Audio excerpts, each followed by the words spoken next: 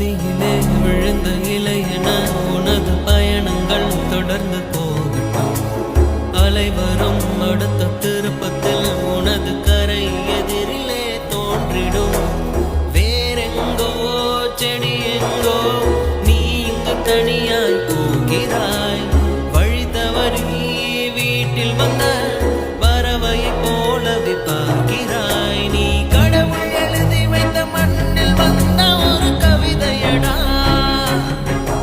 அதன் இடையில் இரு உயிர்கள் செய்த எழுத்து பிழை பாவமடா.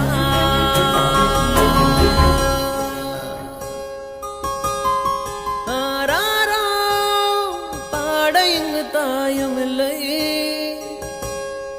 உனை அள்ளி செல்லம் கொஞ்சம் யாரும் இல்லை.